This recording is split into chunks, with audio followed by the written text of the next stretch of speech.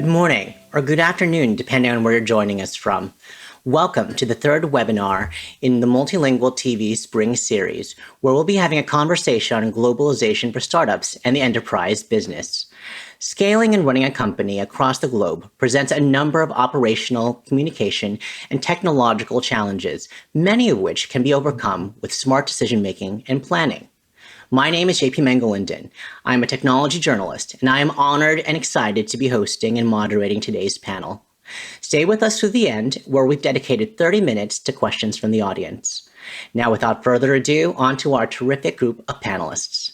We've gathered a very experienced group of executives from diverse backgrounds who can speak to the topic from firsthand experience, and it's my pleasure to introduce them. First, we have Kristen Giovanis, CEO of United Language Group, a complete language solution platform and one of the largest language service providers in the world. Kristen, if you could say a few words about yourself.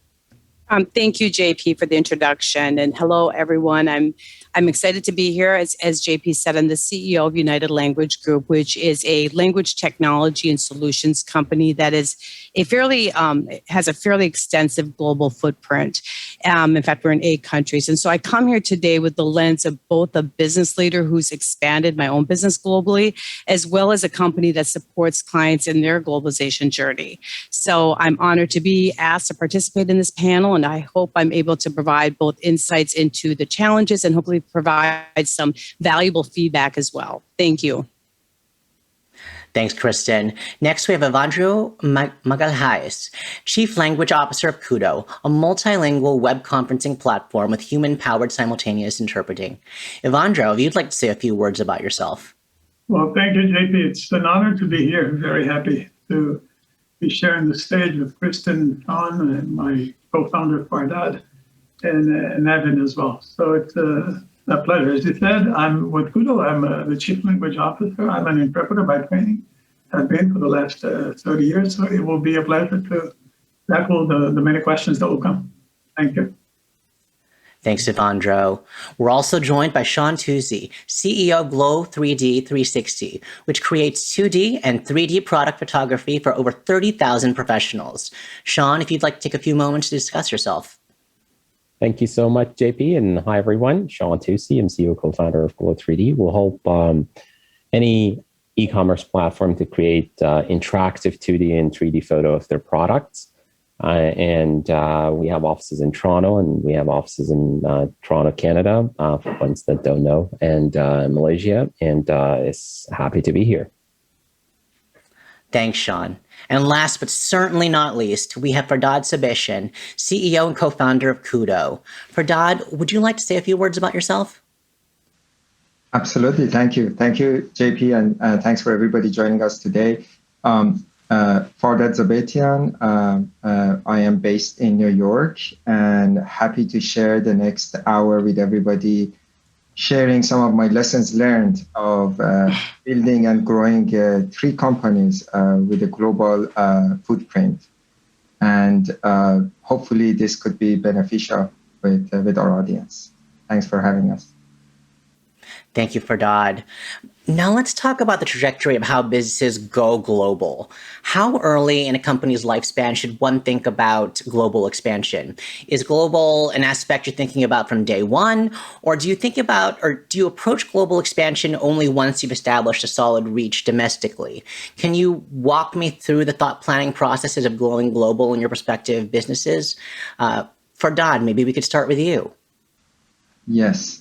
So if you ask me, the answer is very solid yes from day one. And the reason is whether you are just starting designing a product, a new service, an idea, just having from very early on direct customers' feedback, diverse customers' feedback from global users would bring really an edge, a competitive edge to building that product, to really fine-tune that service model business from early on. So you're going to become a lot more future-proof for competitions, for customer acquisitions, as well as building a business that is sustainable and immune to various geopolitical situations that might happen down the line. So this, of course, is a lot more possible these days to start thinking about building a business from day one with a global vision. And definitely my approach is from day one. Kristen, with your company, was that also the case? Did you also think about global expansion from day one, or was that something that you thought about later on in the expansion process?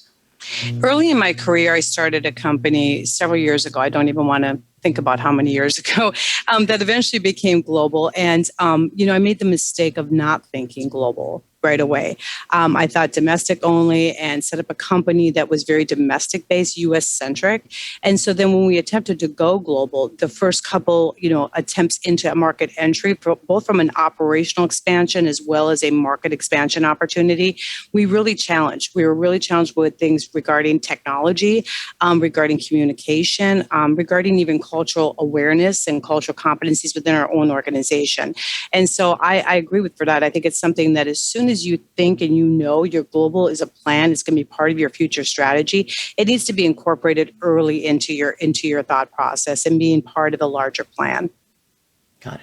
And for you, Sean, with Glow3D, how did you approach global expansion? Was it on day one, as Fardad did, or was it a bit later on, as Kristen did? I think that the idea of globalization is very much depends on the product and what kind of company you are. For example, for us, the way our product was, which is literally anybody that has a product online, selling product online, could use our software. Our limitation probably was just language, because our current setup is English, and we can see that people have an issue with whether communicating with us in English, or they want the texts and the app that they're using for capture to be in a different language. But we could say that our product, the way it was set up, it could be global. But if you look at it, comparing to different kind of, if somebody has a restaurant, or my education is an architect, so if somebody's an architect, you can't really start a business thinking global. Even in technology, if you're an Uber, if you're an Etsy, if you're an Airbnb, obviously you could have a vision of someday become global, but your start must be local because you're a marketplace. You have to start, from a smaller market, build it, and then try to repeat the model in different countries. So, answering to your question, JP, is that I think the product and what industry you are very much determines if you can be global, and if you can be global, when is the best time to really put the resource? Because obviously going global means spending money, having people, resources. But for my company, we very much thought of being global, and we're even trying to reach out to people in different other languages and trying to create partnerships to really resolve those concerns. I'd love to unpack that a little further with all three of you. What barriers, both expected and unexpected, did you run into while expanding globally? And can you give concrete examples? Fardad, I'd love to circle back with you. What barriers did you run into?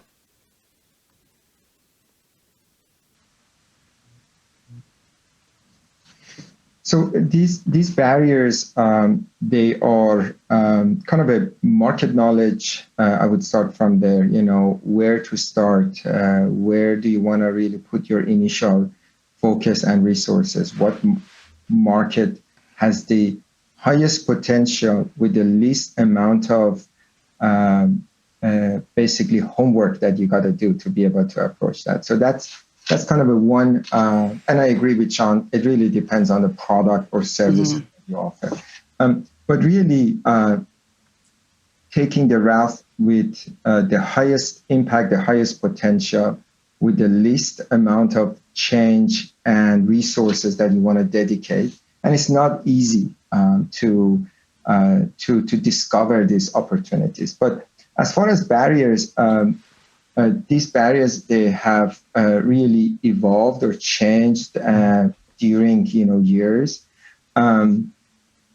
But I would say today, one of our main barriers is really compliances, regulations, recruitment.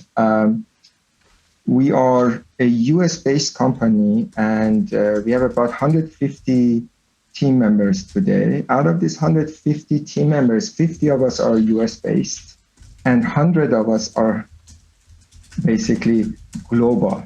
And a great thing is that there has been a lot of technology companies and service companies in the past 2 years that really design and really blossom because of this remote work and being able to expand globally.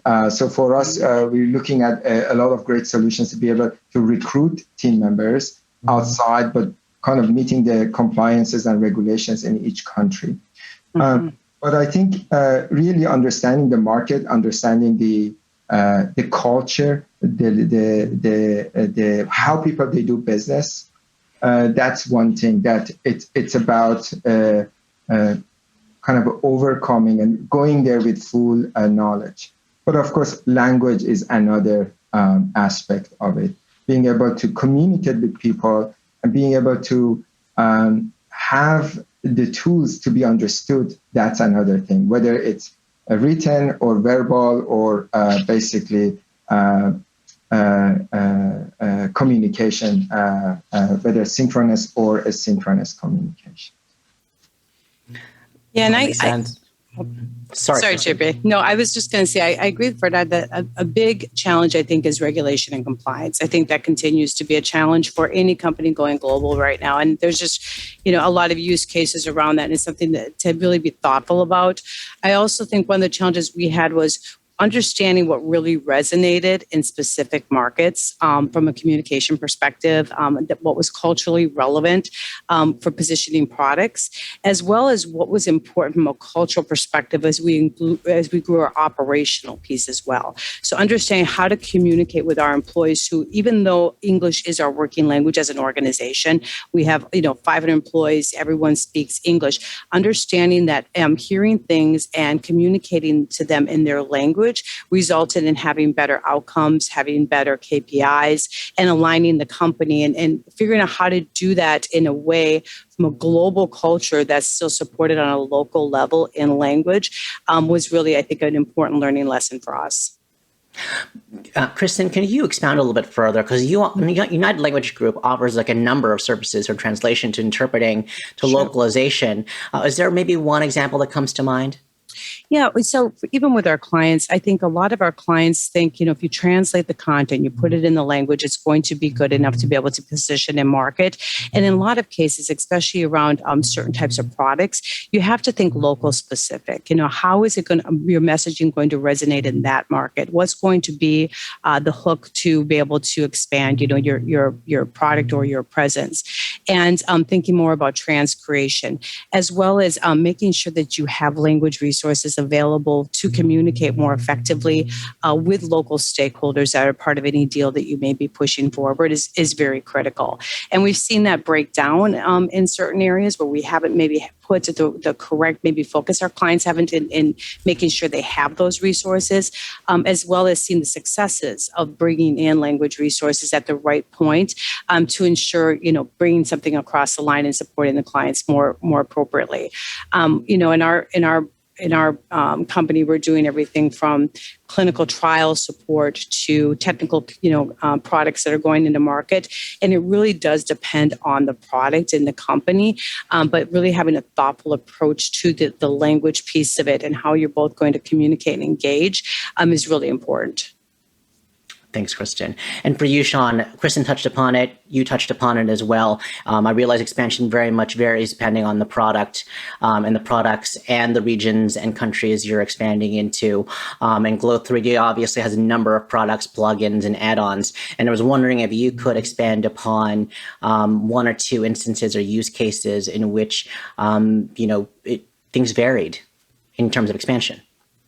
Yes, for us, our biggest challenge for going global aside from the reach and understanding how some local businesses differ in terms of how they function and how they set up their staff, has been language, and language in interacting with our potential customers. That has been our biggest challenge so far.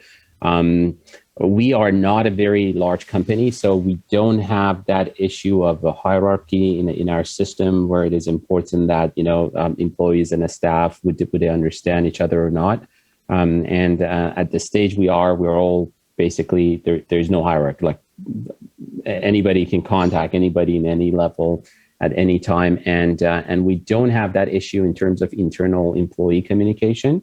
But when we are reaching out to potential audience, potential customers, whether they are our customers in a sense that they are paying us to create content using our software, or they are users that are using the end product and they're asking questions how to navigate through photos. And I can give you sort of a good example that we had working with a potential customer. And they were from Mexico, and we were all speaking English. And we really want to. I remember it was almost a year ago, and we didn't have any Spanish-speaking staff in our team, and we had to remotely meet with them. We didn't want to lose the opportunity. And I remember what I did. I asked my wife, who's an architect, and says, hey, like this is the challenge we have. We have to communicate with this customer, and they specifically told us, they're not comfortable with English. Is it possible to do that in Spanish? And my wife had an employee, Lucy, was from Peru and was fluently speaking Spanish, and we really asked her to join us in that meeting as the person that would do the interpretation. And the challenge, obviously, with that comes that you like somebody that is from a different industry. You have to educate them, tell them this is our software, so we might see these questions. So for us, really to Fardad's and Kristen's points, communicating with potential prospects when you are from a country that, let's say it's either English or Spanish, and then you have to reach with somebody who's speaking French. That is also has been the biggest challenge for us so far. Obviously, regulations and so many other things may become important. For example, if you are you're creating a medical device, then regulations going through, FDA approval if you're launching it in US. Obviously, we don't have those issues, those barriers. If you are, for example, a company like Uber, you have to get approval from transportations. Your Airbnb, you have to get Ministry of Housings and Affairs in each country. Sometimes in each neighborhood, there are different regulations. But for us, the biggest challenge has been really the language, because we are not really that much limited with the regulations. It's really a platform to create content. And yes, the language, I think for us, based on the product and the stage we are, has been the biggest challenge. Fardad, I want to circle back to you because Kudo has this terrific product. There's Kudo Marketplace, which to me seems to be the first of its kind, in which I'm able to hold a conversation virtually with anyone, in which there are multiple interpreters translating conversations in real time in multiple languages, and it is really such a paradigm shift, I think, in the way that one can hold business and personal conversations. Can you briefly walk me through the challenges you had to overcome to enable that kind of experience from a business perspective? Absolutely. Happy to. So what basically we're doing at Kudo is really providing a business tool for businesses to be able to reach to a much wider audience, whether they want to do a customer research, whether they want to launch a product, whether they're looking for partnership and discuss business opportunities with their potential strategic partner, or doing a due diligence, would be able to overcome that language barrier. And when you think about creating almost a 21st century version of the Silk Road, of being able to create a Silk Road, but in the cloud, to really connect businesses and opportunities. So, of course, building a platform and having this very large network of interpreters, this has been a lot of investment of resources and time, and really making sure that we can scale and we can build our technology to be able to have hundreds of meetings or thousands of meetings at the same time, right? So this has been quite a challenge, knowing that we also have a global team, and we do have a lot of different languages being our first language in our business. So at Kudo itself, we have about 29 languages that are first language of our team members, and that's quite significant when you think about it. So, but everybody has that limited proficiency in English to be able to communicate internally, but also at the same time, some of our all hands meeting, we have live interpretation even for our internal meeting, which is really what we stand for, being able to provide the tools so people could be understood, could be heard, right? Right, and it's absolutely, it's a great platform. We have talked so far about several of the factors that have served as barriers to entry into various regions and countries around the world in terms of expansion. Certainly localization, certainly compliance. What we haven't talked about so far are budgets and the pandemic, which I feel like I would be remiss in talking about, given how much it has impacted everyone around the world. But in terms of budgets, how important, I guess, how instrumental our budgets were and are for you in terms of global expansion?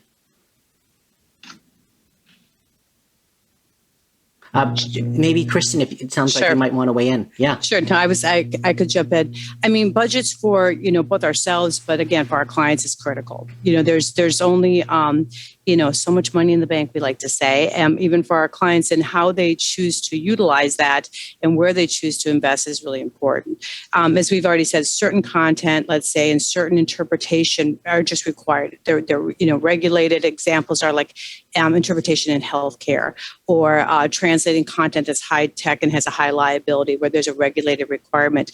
But there's also a lot of consumption of both content and opportunity to engage either your employees or your market that can be utilized through other resources and technology now that wasn't really as applicable maybe 10 years ago, and certainly not 20 years ago, which are making things more affordable. So I think utilizing the right solutions and products where you can, the right AI and MT, and then the right touch points where it comes to live interpreters versus translators and editors versus a machine translation or VRI or OPI that's done via AI is an important decision that you have to make as an organization, because there are ways to do and have reach and have impact with tech solutions that weren't readily available until I think in the last couple of years.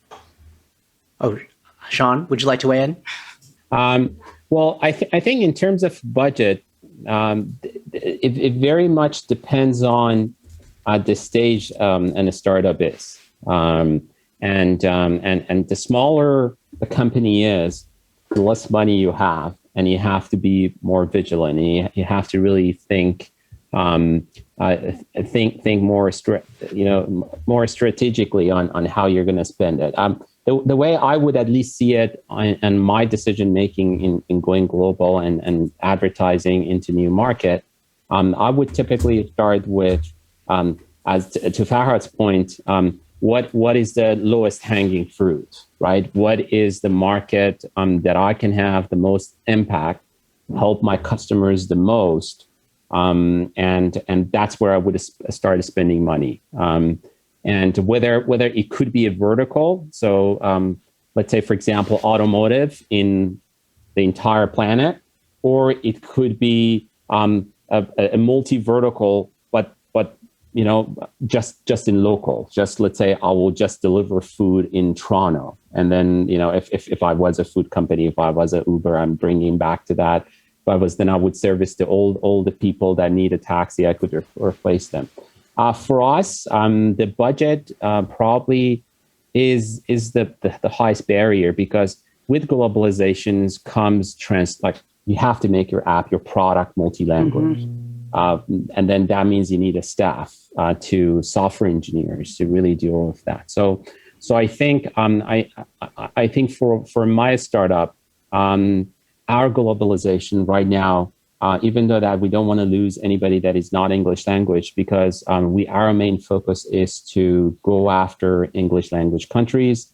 And obviously, we welcome anybody that finds us, by watching one of our YouTubes, and then they're interested, they want to learn more, they want to include the technology. We definitely go any extra way that we have to go. We even offer them partnerships. So to your point, JP, is budget is probably for my stage of startups, and probably for most of earliest stage of startup, would be the most limiting barrier. The other things I think is what I would say product market fit, right?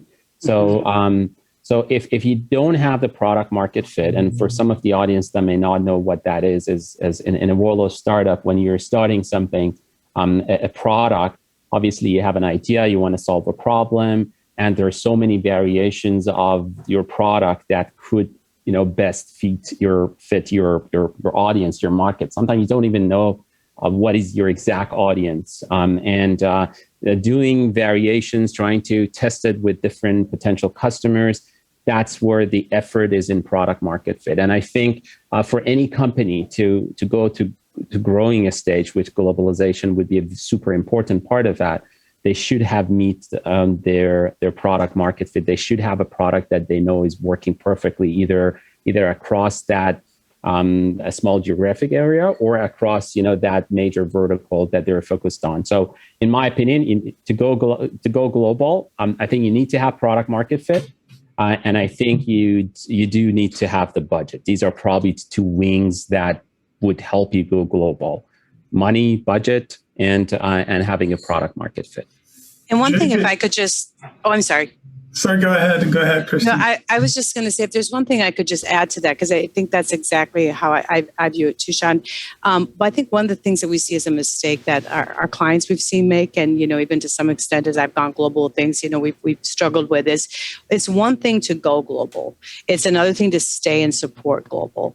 And so to be able to get a product ready for global distribution is one thing. It's a huge undertaking. There's so many costs and factors to it. But then once that product is there, it's typically not products that are, cash and carry. You're not walking out the door with the product and you're done with it. The experience isn't over. So how do you support market? How do you ensure to continue to have appropriate outreach and engagement with your client groups and continue to support, especially for tech platforms that are rapidly changing and you need to constantly be thinking about it. So I think when you think about budgets, some companies fail to think about the after. You get it to market, but then what? And having a more thoughtful approach of how do you support post going to market is critical. JP, if I may weigh in on this from a different angle. Whenever we talk about budgets, any over-focus on budget may very soon turn into cost cutting, which is also another threat that we have, because again, the pandemic is a good example. Sometimes the remedy kills the patient, right? Stay at home, don't go anywhere, and you end up not having anything to eat because you just can't, again, you don't work and you don't get paid.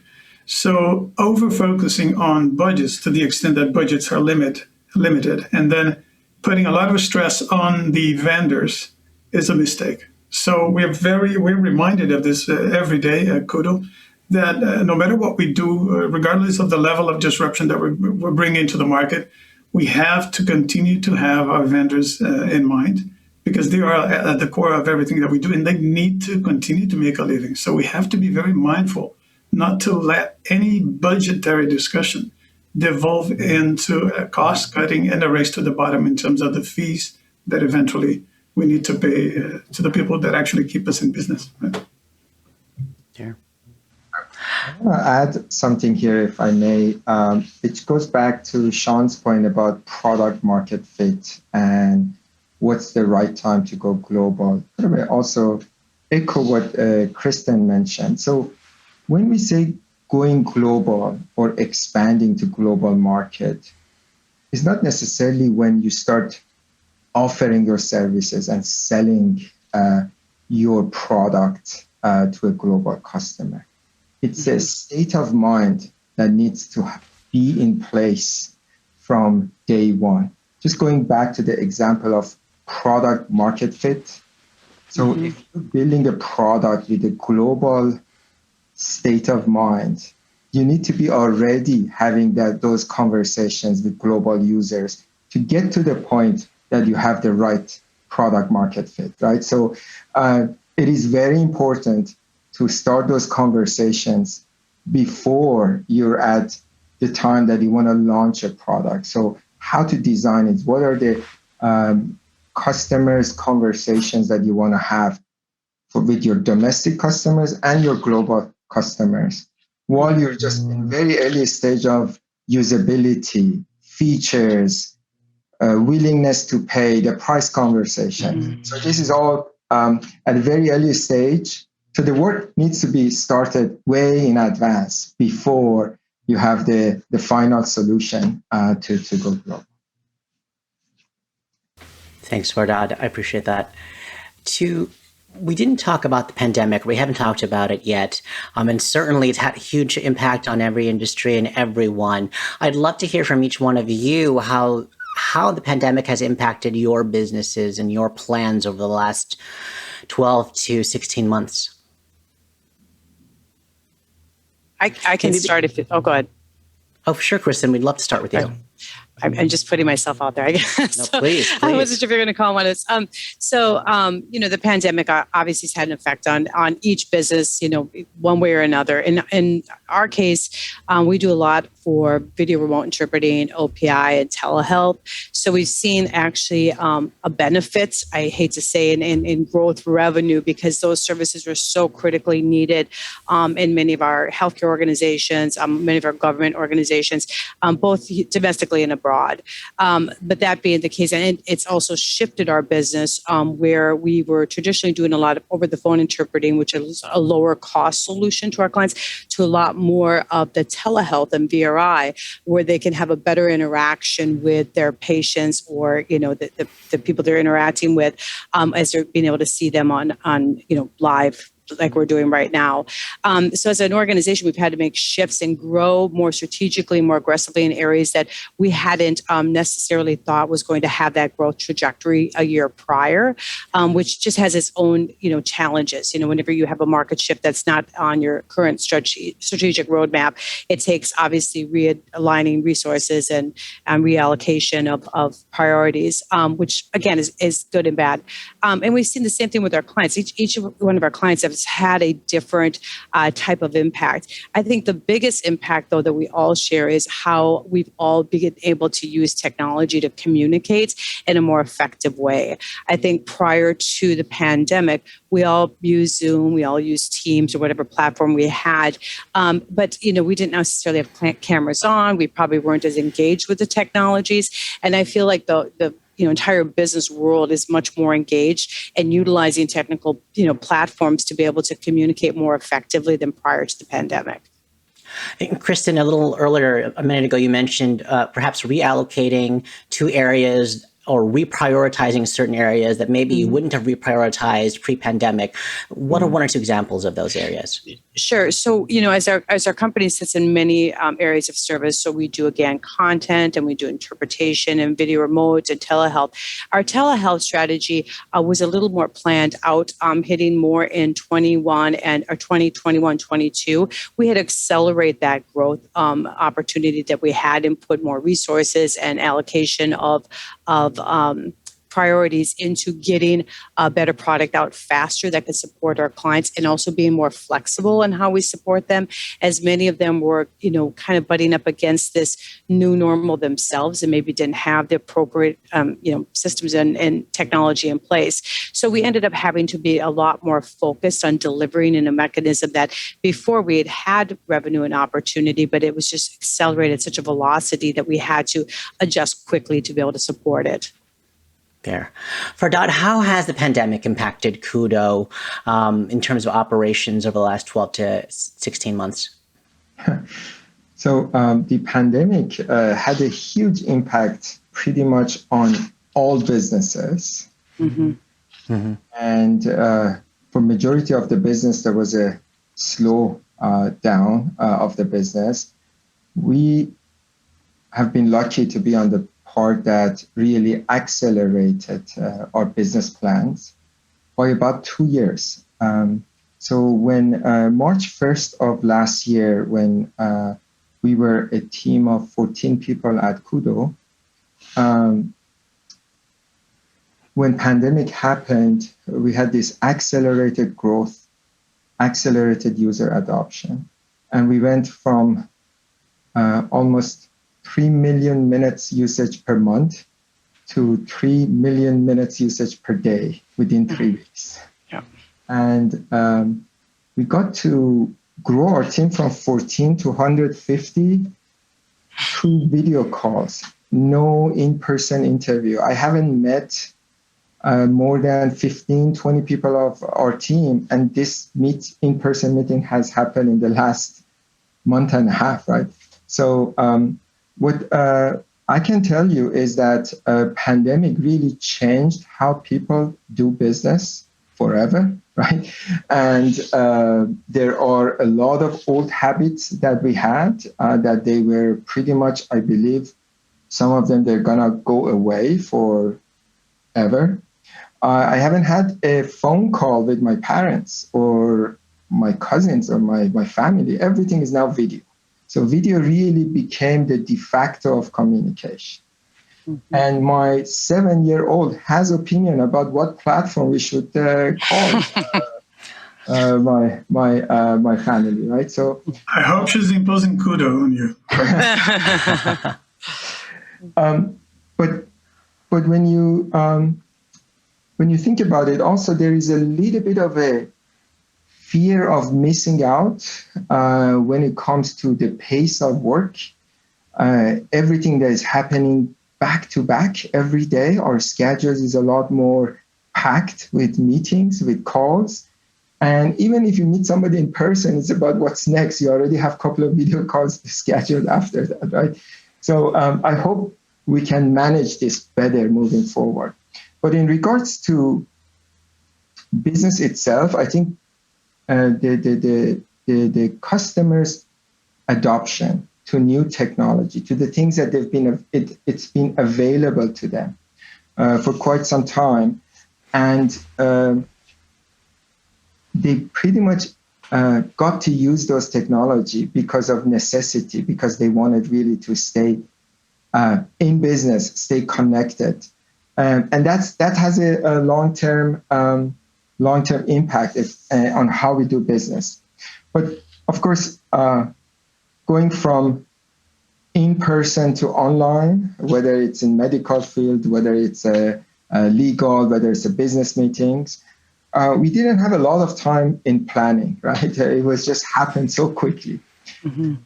We're very fortunate that we have planning, time to plan to go from purely online to a hybrid. So that's really the next thing, how much we're going to plan for that next phase. But also, one thing that has happened in the last 14, 16 months, the experience of these virtual online meetings, independent from what vertical, it has evolved, it has become so better, so powerful, mm-hmm. that some of those experiences are not going to be available when you're in person, right?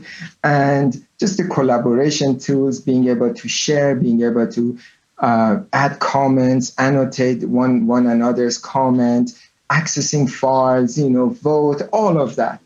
But there are a lot of great things about in-person experience that could be still very attractive for the next phase of business meetings. So still talking about Kudo, JP, another effect that the pandemic had was to help us grow from 1,500 to 11,000 interpreters on our platform. These are vendors who actually work with us. And there's, of course, the happy side to that story. Of course, having that kind of growth and being able to depend on such a large network of professional interpreters is great. But the sad part of that story is that those 11,000 interpreters actually went from having, say, sometimes six-figure income every year to zero.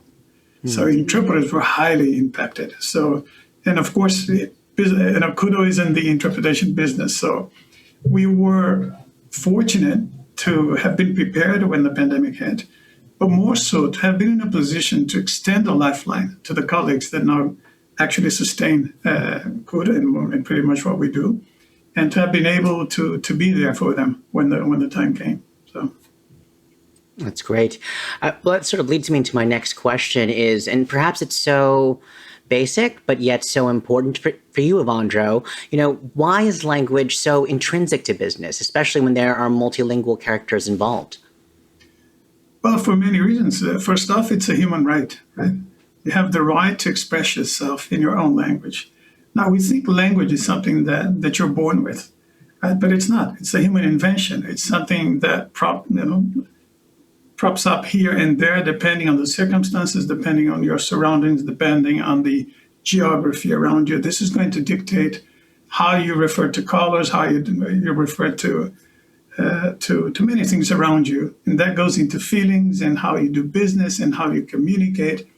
And language becomes a very important and intrinsic trait when you want to reach out to anybody. And business is all about reaching out and tapping into other markets and actually talking to people at a level that's really close to their heart. Language is a huge enabler in that case, because without this element, you would never be really sure to be talking to, coming across as you should, but to be talking to the right aspect of that person or community, right? We all have different personas when we speak different languages. Like I'm expressing myself here in English to the best of my abilities, but I'm originally from Brazil.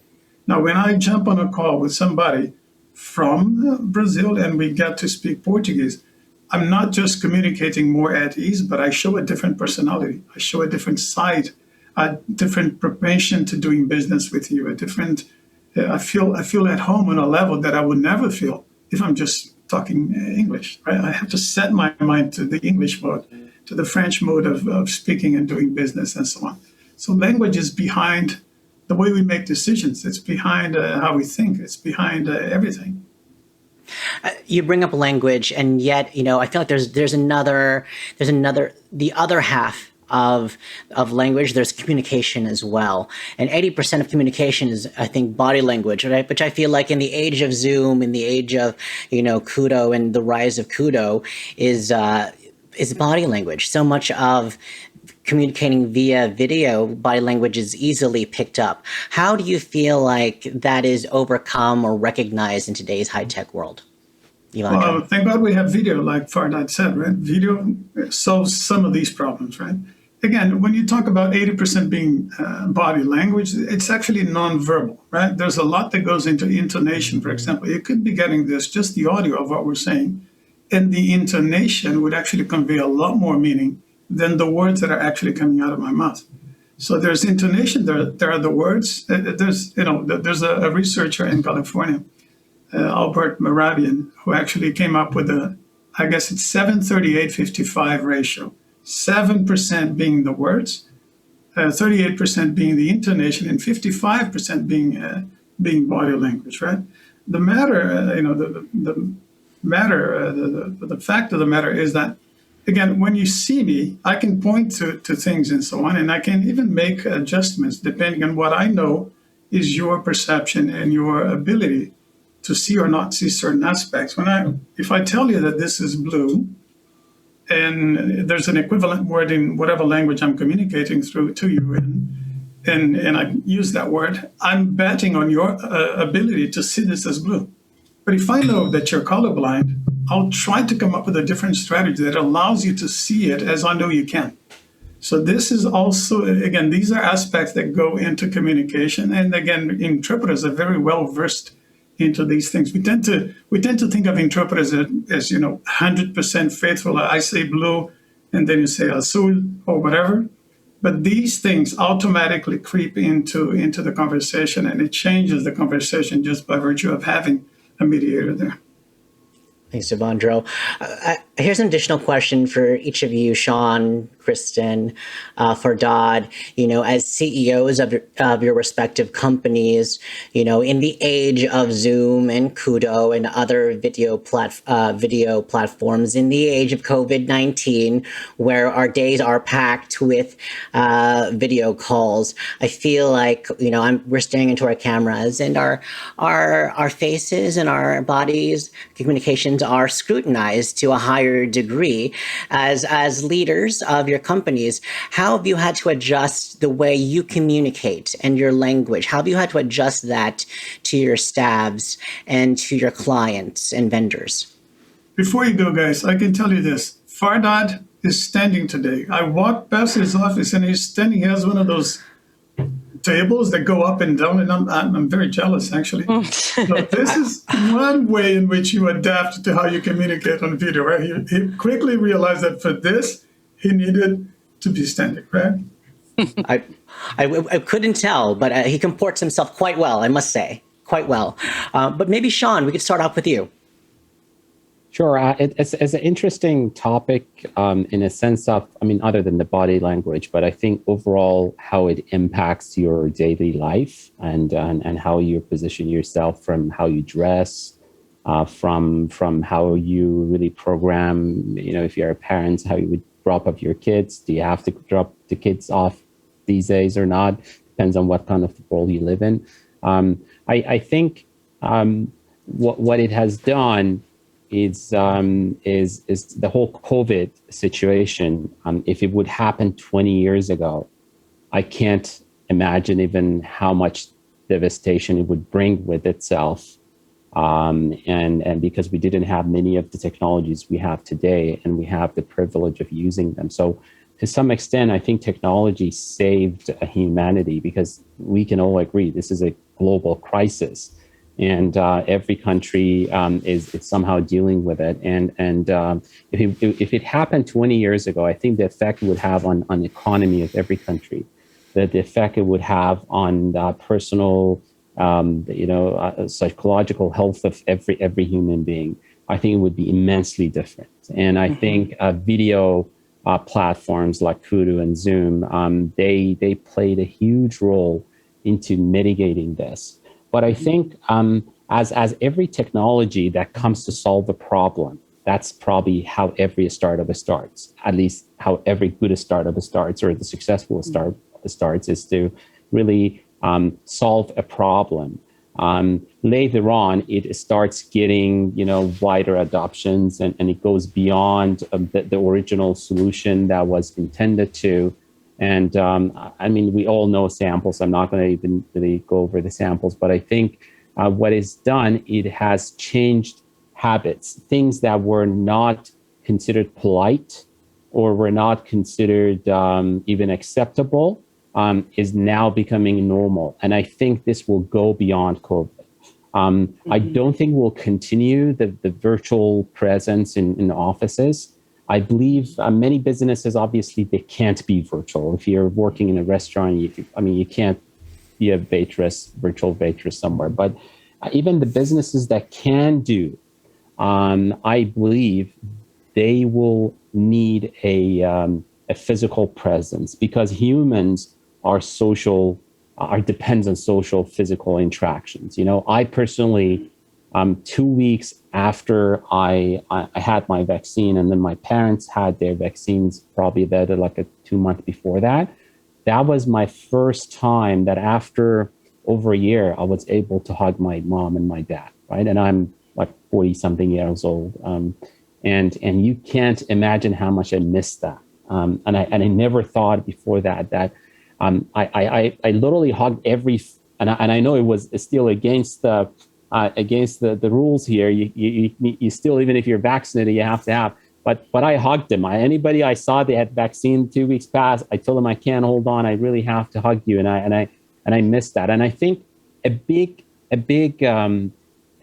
part of why these virtual meetings and why these virtual interaction, especially internally in companies, work these days, is because there has been a social, physical trust before the pandemic starts. So it is fantastic that companies like Kudo, it is amazing how fast they grow, and many of the people haven't physically meet each other. But I think at some point when this finishes, hopefully soon, I think it is critical for companies to keep that physical connection to some extent. And but I think the advantage of COVID is that now we meeting virtually, I think even after COVID, is not rude. The fact that if we supposed to meet, and I recommend, instead of I fly to New York and then JP fly to New York and then Christian the same, we suggest, hey guys, how about we just do Zoom, and we're going to save a lot of fuel. We're going to save a lot of time, travel to airports. So instead of having this meeting in New York office, Kudo's New York office, that would literally, the fastest way would kill the entire day. Now it just takes 90 minutes, maybe 10 minutes before that and 10 minutes after that. So I think this is going to be normal. And I think that will change, so many things. And I think that's the part that every company needs to really adapt themselves. And I was talking as a speaker in UN Economic Forum, and that was a very interesting topic that was brought up, and most of the discussion was around this, and that what will happen after the COVID and how things were normal. So I think, answering your question, JP, I think it will definitely change, and I think things that was not normal, was not acceptable, it will become more normal, and people will be much open to virtual meetings and virtual interaction as a substitute to the physical meeting. You know, one thing too that I think is interesting has happened through COVID is prior to the pandemic, you know, we would have a lot of conference calls, but we weren't always having video on. And I think people just got used to video on. I know as a company, that was our policy as we communicated with each other. So we could make sure that people were engaged in the conversations, that they were, you know, present, that we were communicating appropriately. And even, you know, with our client base, we just started doing a lot more with camera on. That was typically not as common in the past. It was more call based, and now all of a sudden, you know, we're seeing each other even though we're not in a live meeting, which, you know, a lot of times meetings on site so impactful. You're able to gauge, again, behavior, you're able to gauge communication. But this was an interesting kind of, you know, middle ground of you're not maybe having that, you know, on-site, in-person ability, but this is getting closer than, and certainly better than over the phone. And I think one of the things that I found interesting is during this time, you know, as we were all challenged with it. Work-life balance was a little bit muddled. You know, your life was in your work was in your life. You're doing things from your kitchen counter, and you had kids in your background or dogs and whatnot. You got to humanize each other a bit through this. I mean, and I saw that even with some of our clients where you got to know them in a very different way because you're in their living room with them, which was kind of an interesting thing that was a positive thing in some ways, where we started to get to know each other more as humans, I think, through the pandemic. But, you know, I agree with Sean. There's to me, a leveling on this. You know, I think certain types of engagements, you know, a call is always going to be okay. Certain engagements, now we're going to be much more apt to using our Zoom so we can engage. Other engagements, we're going to want to be able to work in person. I think that there's a lot of value to being in the office together and being able to, you know, especially ideate and come together as either internally or with our clients. But I certainly think this whole interaction on camera with each other using Zoom or any you know, technology that's out there, I think there's going to be wide utilization of it. It's going to be a lot more applicable and acceptable in scenarios that it wasn't prior to COVID. Fardad, you're shaking your head. Do you agree with that? Absolutely. I think when you define CEOs, right, you're really looking at, by default, these fearless leaders that they're very ambitious and they really want to lead in a great company and hit all the milestones and all the plans that they have, and make sure we are at where we need to be. So what I want to just say to kind of echo what Kristen mentioned is really leading with empathy and making sure being able to get everybody on a video call at any time. We just not overdo it, right? We respect our team members, our clients. So we have kind of a quarterly all hands with objectives and what we want to do. And guess what? Our Q2 all hands. What's our objective? Reducing meetings by 20%. And that was our objective. And doing that, this would provide more time for everybody to think, to strategize, to go for a walk, to help their spouse in parenting, preparing the food, and so on, right? The other thing is, when it comes to customers, it really be respectful of their time. And let's make sure we end the meetings on time. Let's say we ask for additional time if needed. Let's try to communicate more in writing, have agenda, have more asynchronous communication rather than synchronous communication, right? These are all the things that I think we should be very mindful. Otherwise, we're pretty much overdoing it by taking advantage of the tools that are available. And we're all ourselves, our partners, our team members, we are pretty much walking on a very fine line, right? Are we? Is it really work, personal? What time am I reaching out? Am I sending an email on a Saturday, 10 a.m., where I don't really need a response by Monday, right? Should I just respect the time and put it in my outbox and then hit the send button? So it's we don't add more stress, more sense of, they're on time, right? That sense of on time is very on these days. So. Fardad, I have to say that what you just said just made me laugh, because we're dealing with the same thing where, in a way, having these platforms, everyone just schedules time now too, and it's overscheduling, and making sure that you're using it, like you said, even any platform that you're using, you come with an agenda, an objective, a time frame that you're holding to, because it's funny, we have the same objective, 20% reduction of meeting times to organization, because you do have platforms, it's just easier to connect with people. There is some levels of challenge with that as well. Well, I know we've skimmed upon technological solutions in different myriad ways and the ways we're using them, but I did want to talk about technology a little bit further. Particularly AI, I feel like we could see AI used further, but we haven't seen it being deployed much yet. Why isn't AI being used more or further for interpretation? Is it a technological issue? Is it a neutrality issue or a legality issue?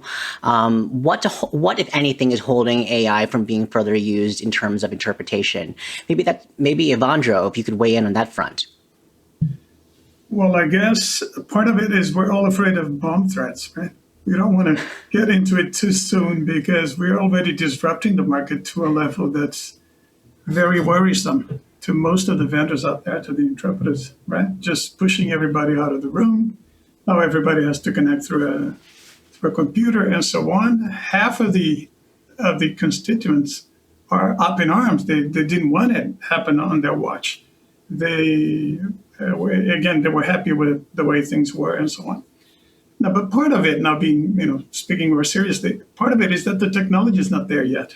Still, we're doing, speech to text, text to text, text to speech. You could actually argue that AI interpretation is feasible today as we speak. but it would be something that's not the same thing as hearing something and immediately going from speech to speech. So that's going to require a lot of investment, a lot of money, and some time. Now, with the amount of information that we have in platforms such as Kudo and others, where you have equivalent bits of speech in, say, Russian, and then on the other side, English and Spanish and Portuguese and whatnot, this is going to be the equivalent of what big data was for translation, where all of a sudden it became, the translation, the machine translation devices started to get more and more apt. We're going to see that happen with speech interpretation as well. Now, to say that we're not using AI is an understatement, because we are. For example, in Kudo, we're now using AI not to replace the interpreters, but to aid the interpreters in better doing their job. Because of the nature of how we now interpret, I'm no longer in a booth where I have a colleague by my side. So I can't just, look over my colleague and with a nod of the head, I know if I'm going in the right direction or not. That person is not making suggestions on a sheet of paper. So AI is replacing that. So Kudo is about to introduce a whole AI assist feature where if I'm interpreting along and I'm overusing a certain word, the machine is going to remind me, hey, you've been saying this too many times. So why don't you say that instead? It's going to help me with the units of measurement conversions. It's going to make suggestions on terminology that I'm probably getting wrong after, listening to the speaker, contrasting with what is in the preparation materials, and so on. And a big part is also just allowing interpreters to prepare faster. So let's say you have 2 days, because this is another thing, lead time is now a lot shorter for the interpreters. They have to jump into a meeting, say, in a few hours from now. So they may not have enough time to prepare. So AI is something we're using now to actually make quick sense of all the materials that are, that have been provided by a client and extract important information, based on the number of repetition words and so on, and trying to, spell it out for the interpreter in a fraction of the time that it would take for them to prepare otherwise. So we're using AI in a way that makes sense. We don't think it's going to replace interpretation anytime soon, but eventually it may. Eventually. So AI is, and to sum things up, AI is a valuable tool to augment and expedite the process for interpreters, but not necessarily to replace them in the short to medium term. Not yet. Not yet. Okay. Thanks, Ewandro. I had just a quick follow-up to that. I agree wholeheartedly. It's a step-by-step process. It really is. And we've seen that obviously on the translation side where AI has been utilized a lot longer and has been, through neuro machine translation and other MT, traditional platforms. And it's step-by-step. And I think, from my view and from what we're seeing in market with our clients, we look at utilizing those tools in a framework of evaluation of what's the risk? Is it a low, medium, high risk content? And what is the user? Is it a high engagement, low engagement kind of use case? And from them, we apply AI based on that grid work. So an example would be if it's a low risk content and low use, meaning it has to be translated just for maybe they have to provide that content, but there's not going to be a lot of people that actually engage with the content or read it. MT AI is utilized quite often in those cases now, and it should be. It provides an opportunity to be able to have a lot more content to market faster. Whereas if it's low risk, but high readability, then we'll want to use maybe AI with a post editing or another service layered onto it. Where it's high risk, you're going to want to make sure you're having a full translation and utilizing appropriate resources. And the interesting thing about it is, I think there's been a fear whenever AI is in a conversation language industry. I think there's a fear of the translator's work is going to go away and the interpreter's work is going to go away. And what we're finding is that there's just so much content that's being consumed globally, that it's not a lessening of use within the industry. We're still going to have use for interpreters or translators. It'll just be a little bit different than it used to be. But what we're seeing is massive amounts of content that we didn't have 20 years ago, between social media and platforms and how we sell online and other things, where I think that fear has been abated. And I think people are embracing AI a lot more. AI in the interp space is obviously the newest frontier. I think in the translation space, it's been, focused for 10, 15 years. We've been using AI in some case. And it is a bit newer, but I see the same type of modeling of utilizing AI when you can in the right risk setting. Obviously, anything that has a high liability to it or a high risk, you want to ensure that you're having best quality, which is the people business. Yeah, Kristen, I totally agree. For example, today, as we speak, we could already be using some form of AI to say, interpret the demos that we run every day at Kudo. It's the same terminology, it's the same sequence, it's the same slide deck, and even the questions that are coming from the audience can be anticipated. So it's easy enough to train a machine to do that. Right. Now, it's a different thing to, from there, think that we can go to the UN type of settings where people can quote poetry and they can use irony, and half of what they're saying is an attempt not to say exactly how they feel about a subject. So there's a lot of diplomatic euphemism and so many other figures of speech and so on. So I was more talking about the overall concept of real conference interpreting, which is at the core of what we do. Oh, yeah. But I totally agree with you. Depending on how forgiving the setting is, this could already be something that we could resort to. It's like me. I remember once I was able to translate an article in a Finnish newspaper from Finnish into English without knowing one word of Finnish. It was an article about something I had written, and I was interested in seeing what their opinion was. I went to Google Translate, got the gist of it, and because I know the subject, I was able to put it together. Now, if you can do this in a language that, at least, again, the benefit of having something that allows you to get the gist of it, like when you go on a Chinese website and you translate it automatically, at least you know what they're talking about with the many mistakes that you will see. This is already something that, again, depending on how forgiving the setting is, could be of immense value. Yes, I agree. And also, I think one thing in interpret AI that I think is challenging, especially in like healthcare, where it's high liability anyway, so it's not a great use case for it, but also is the motive piece behind it. They're emoting differently. It's not as prescriptive. The content isn't. So, again, just supporting what you just said, it's also how prescriptive is the content, how prescriptive is the dialogue to be able to train a machine on both the subject matter and then, the content, will be utilized throughout. But I certainly think, I think we're all in agreement that there's going to be further development and further push of these technologies and solutions in market. And, the market's ready for it. Again, we're just more global every day. And the more we can utilize tools to have that type of interaction where appropriate, I think is wonderful. And we're going in that direction.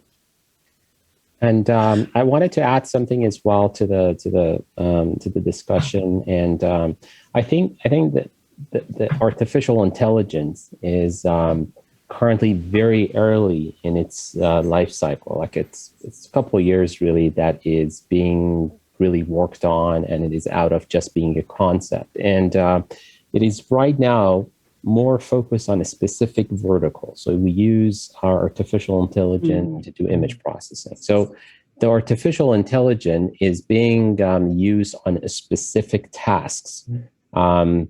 Having said that, when we're talking, and the only company that I know is working on a wider range, basically OpenAI, and I believe Sam Altman is still the CEO there, and they are focusing on OpenAI, which means literally you want to have artificial intelligence, because when we talk about intelligence of anything, intelligence is a result of full spectrum of experience that you gain in life. That's what gives you the intelligence. If you even raise a human and their only job from the day they're born is to just recognize images, they won't do a good job in background removal, for example. Absolutely. Because even if right now my job is to interpret something or is remove a background or tell you what is this disease from looking at the images. Yesterday I was reading an article about Google just yesterday releasing an AI that would give you suggestion for skin diseases to high accuracy.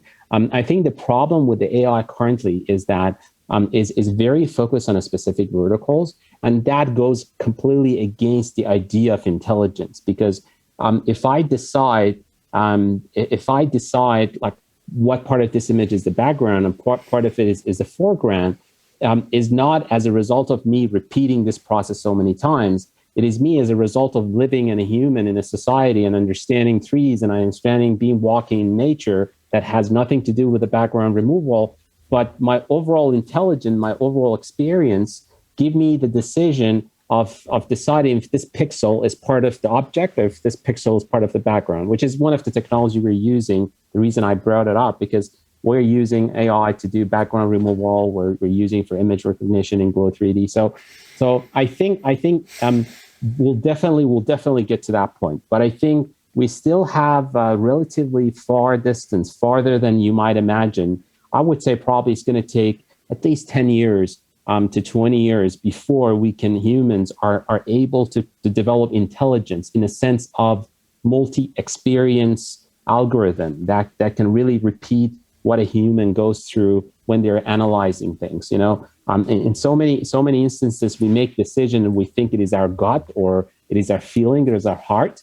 But basically, all the gut decisions we make are a combination of unconscious decisions of the experience we had in the past, whether they are good or bad or successful or out of knowledge or just the success or losses we had in life will help us as, I don't feel good about this. That's our intelligence, really. That's what we combine unconsciously. We pull out from all those resources and without really being able to point at any of them, we feel that, well, this is not a right person to hire. This is not a right, decision to make. So I think AI, we would probably have 10 to 20 years, but I think eventually, I'm sure that AI will be able to take over most of the tasks that humans do, and maybe things that require judgment, because that the judgment will connect deep into human abilities. I think those will be the last for the computer to replace them. But everything else, I think we should all not to be naive and get ready for it as CEOs, as somebody who drives a truck or as somebody that is a CEO of a company.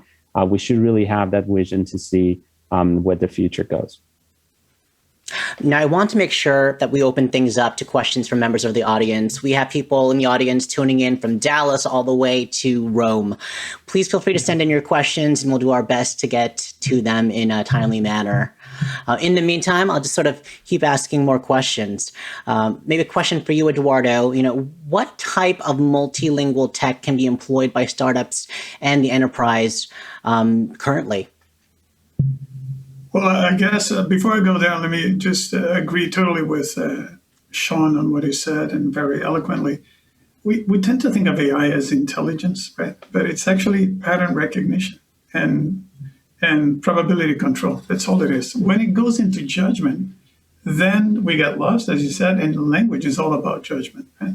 Especially translation. It's all about making decisions, and it's all about judgment. Again, I don't think that any startup would survive these days without technology, right? Again, from the basic stuff like video connectivity, having connectivity. By the way, Ewandro just asked a question on the chat here that I attempted to answer in writing. Will connectivity even become a human right in the future? Not having connectivity, will that equate to a huge and deep form of exclusion? I believe so. And we already have people working on making sure that that's not the case. So again, a startup would not survive today without connectivity, without technology, and so on. If we're talking about language, there are many things, because every answer brings about new questions, right? So if you solve the issue of interpretation like we have, for example, what do you do about the chat? Right, okay, we're in a meeting like this, and people in Rome would rather ask a question in Italian and have it translated correctly into English so that I can instead answer in Portuguese and get that across in my own language. So again, we'll need to grow into these kinds of niche solutions as we go. But at the core of it, there will be a lot of translation, a lot of localization tools that we'll have to contemplate as we go. The examples would be too many to name them here without making it boring. But I'll leave it at a very generic level at this point. Fair enough. Then to switch gears, maybe we can talk about, each of your companies are sort of at different, shall we say, sizes and different stages of the lifespan of a startup. How can companies of different sizes tackle the challenge of multi-language clients? Maybe, Kristen, we can start with you. You're muted, Kristen. We don't hear you. Sorry, I think I went out and came back in, so I apologize about that. Could you repeat the question, JP? No worries. I was basically saying, each of your companies are probably at different stages of the lifespan of a startup. How can companies of different sizes tackle the challenge of multi-language clients? Yeah, I think I see that a lot with our clients, where we deal with anything from small startups to mid-level to large global enterprises, and at each stage there's a challenge. It's never just like you get to international company and now you've got it down. Like, they each have their own set of challenges. And when I think about startups and I think about kind of that mid-level, for me, it's always ensuring that you have an ROI on where you're going and how you're going to get there. So you're investing in the right thing at the right time and using technologies when you can. When, again, those use cases where it's good enough, using MT, using some of these other technologies so you can deploy quicker. Also, one thing that we've worked a lot with our clients on is ensuring that the content that they're using is structured correctly, so it has a less expensive cost to translating, that is translated more quickly. It can be leveraged in different use cases, so you don't have you don't have to retranslate content a lot and put a lot of costs into that bucket. But it really goes back to, what are you trying to achieve, and what is your strategy, and what's that investment look like? Because it depends on product and vertical and sizing, right? But that you're thoughtful about that and aligning the cost model to it quickly. What we see a lot is translation and interpretation is an afterthought. We have a product in market, now we need to do this. We now have a client that we need to serve, so we now need an interpreter. And making sure, as you're thinking about going global, the cost of the impact of that, again, not just getting product to market, but then servicing post and ensuring that you have a cost modeling around it, I think is critical. Fardad, for you, from your perspective, how can companies of different sizes tackle the challenge of multi-language clients? I definitely make sure to answer this, but I want to just express how excited I am after listening to Sean about 10 to 20 years. I can't wait to have a mini CEO AI version of me that I can help. I'm not giving up. So in regards to different stages, I think it's really about the how much the company is engaged from early on in the whole multilingual and global market. So I think going back again to AI and the large investment within the AI space for translation, including companies such as Google, Microsoft, Facebook.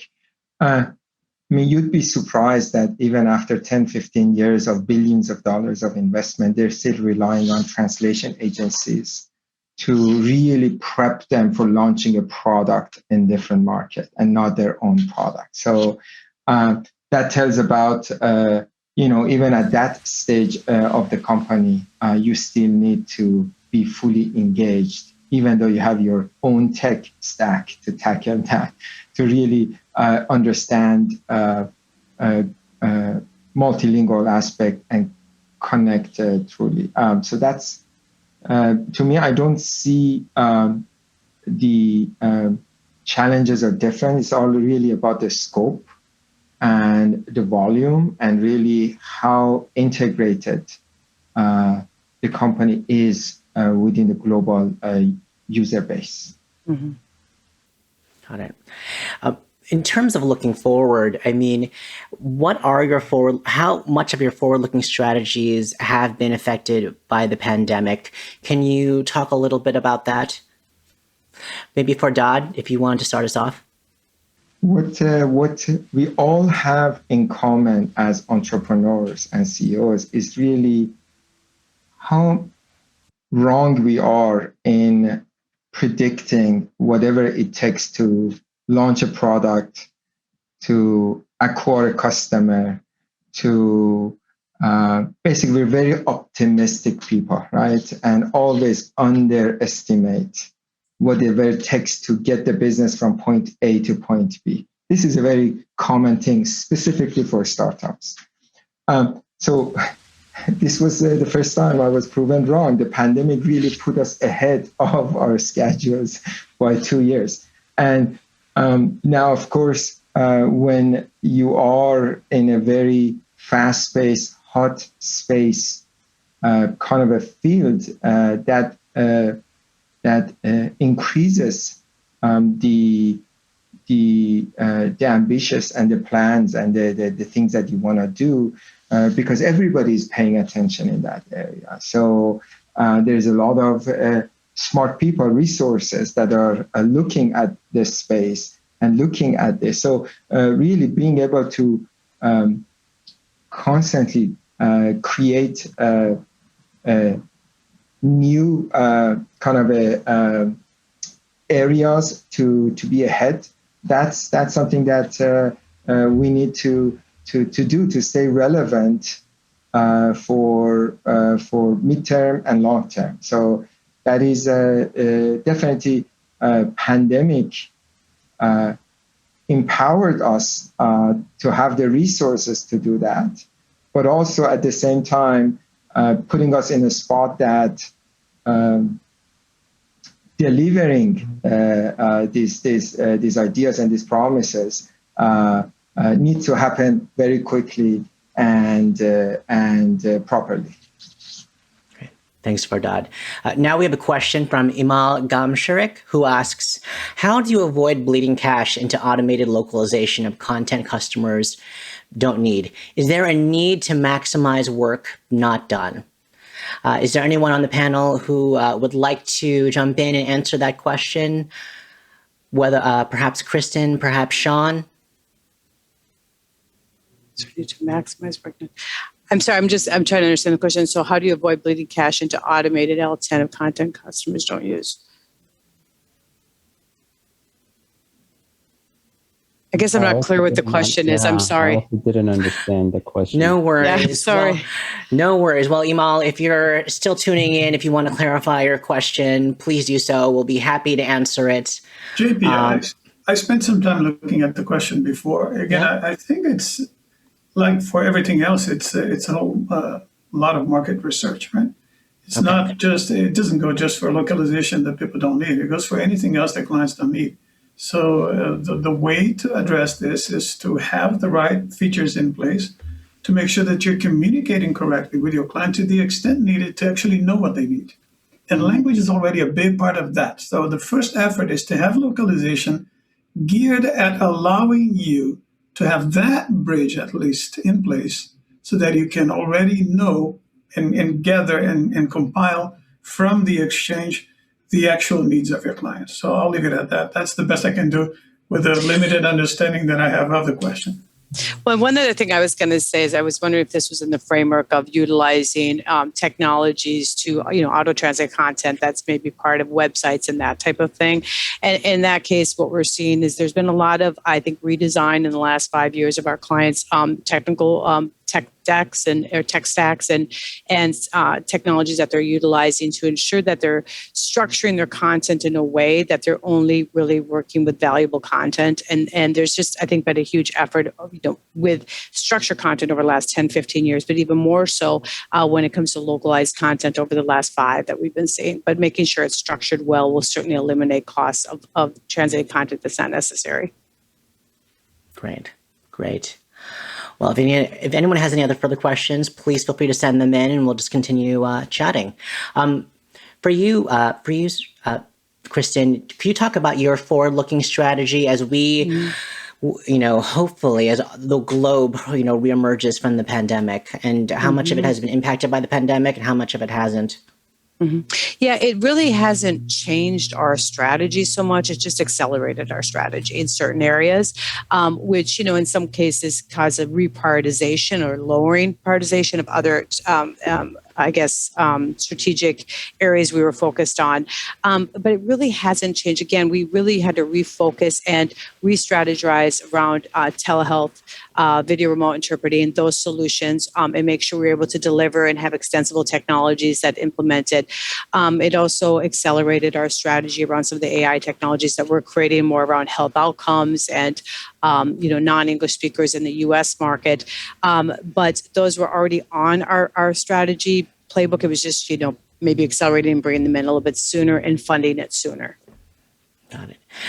For you, Sean, with Glow 3D, as you move forward and reemerge as we all reemerge out of this unprecedented situation, has your forward-looking strategy been impacted in any way? Yeah, significantly, actually. The way the COVID impacted our business is that many online sellers or e-commerce platform would, before the pandemic, they would see us as probably a nice to have tool, a cool tool that would help them interact. So, and it wasn't necessarily solving the problem. They would using 2D photos and videos that were happy with them, and they had all their projections meet and everything was good. And when the pandemic came in, our technology became a necessity. A differentiative, something to create a difference from their competition, and it became a necessity. So we got calls from many e-commerce platform, even famous ones that we demoed like 6 months before the pandemic, and that was their answers. I mean, it's really cool that you guys do this, but now we don't see any need. And they reached out to us and say, hey, remember you guys did 5 months ago, you guys did a demo. How about let's talk about it. We want to really kind of invest more in our online business side of things, and so that's what changed for us, and it was very big. It helped us to go from a startup with having a nice idea to a startup that would solve a problem for a new online world. So to some extent, it helped us quite a bit that everything went online, and we think to a very extensive side, at least on a product side, on an online business, this will be a trend that probably adjusts a little bit, but we think it will be towards upside because many people that would see an offline shopping as a sort of an option, and they were used to it. And they were doing it not necessarily because it was easier to do offline shopping. It was just that they're used to it, right? They were forced to try online shopping from their grocery store to the products. And once they were forced to do this for almost a year now, I think that establishes new habits. When you ask, like either force people, but of some sort of reason, you make people repeat something for a very long time, like what we have been all exposed for the past year, it starts to establish habits. And I think these habits will definitely go beyond the COVID. And I think many people will continue shopping online where they did not do that before pandemic. So to that extent, our entire startup, and because we were relatively a small size, our entire startup was sort of changed because of that. Got it. Now, as we wind things down, many of the people in our audience, you've provided a trove of advice and insights to our audience. But if each one of you could give one last parting piece of advice to the audience, as experienced leaders, as CEOs and executives of your respective companies, for their own respective businesses, I think they would very much appreciate that, in terms of leading and expanding their companies globally. That would be great. Fardad, what sort of parting piece of advice would you offer to the audience in terms of globalizing their business? It is much easier than you think, right? To start expanding globally, and by trying to really work with people with the expertise. So I would say, because of the technology, because of the content, because of the know-how and experiences and lessons learned that are already out there, going global could happen much quicker, much easier, with a lot of ROI, more than what people have imagined before. So my 2 cents for other executives is don't underestimate how valuable this would be for your business, for your success, short term and long term. Thanks, Fardad. Ewandro, do you have any parting words of advice?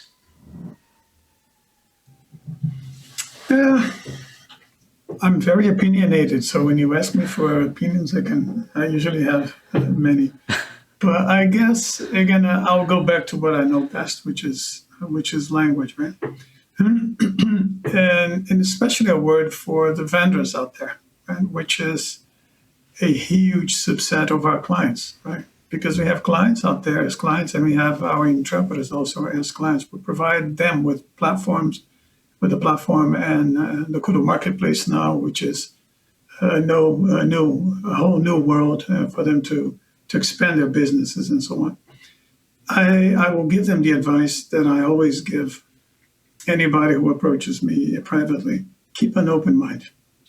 Keep an open mind, because you see a lot of push and pull. You see a lot of bad advice out there, telling people to stand their ground and to wait because this is going to go and so on, and that's not going anywhere.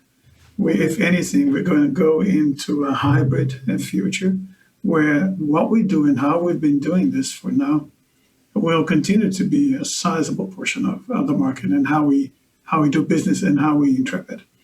If the world eventually comes back to being what it actually was before, you lose nothing by learning a few more tools and a few more strategies that you can apply during the hard times.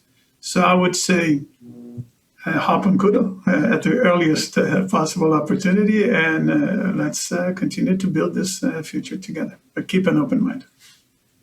Thanks, Ewandro. Kristen, any last parting piece of advice?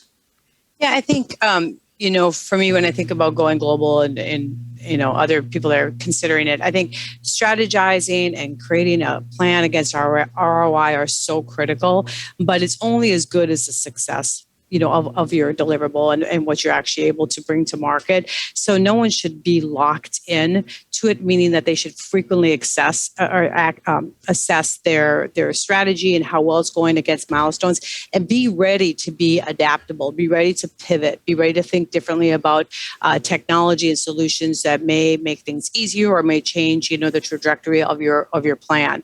But I think always being ready to be adaptable is critical to be successful and trying to grow global business. Thanks, Kristen. And Sean, certainly not last but not least, any parting words of advice? I think the future of technology is very at the very beginning in terms of AI and VR and AR and so many cryptocurrencies and the crypto blockchain technology in general are different parts of would see it as a body that is moving technology forward.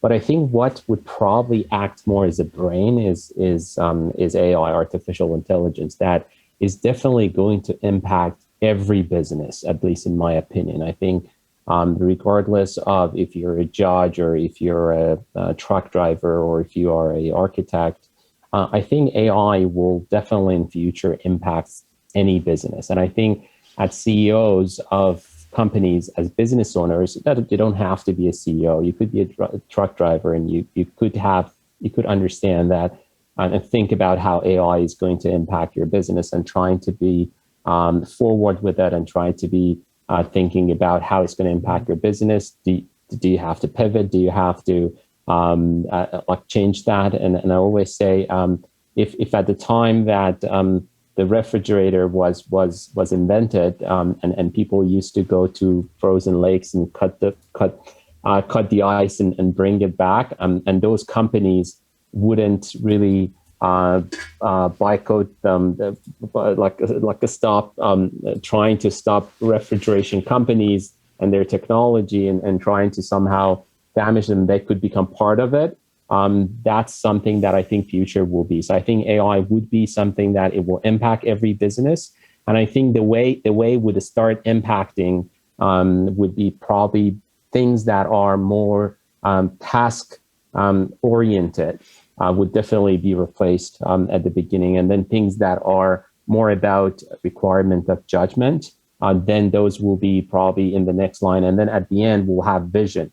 So in my opinion, AI will never replace vision, at least humanity's vision for things. And that's a good thing for CEOs. The good news for CEOs that I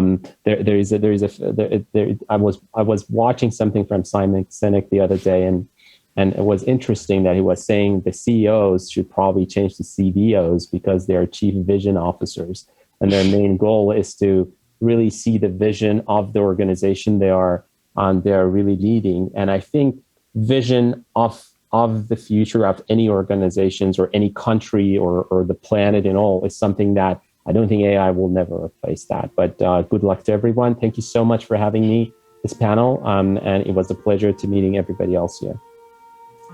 Thanks so much, Sean. And thank you so much, Fardad, Ewandro, Kristen. I really appreciate all of you being here, and I really loved hearing your perspectives. And I hope all of you who are watching out there took away some valuable learnings. For those who want to revisit moments from today's webinar, a recording will be made available on Multilingual's website at a later date.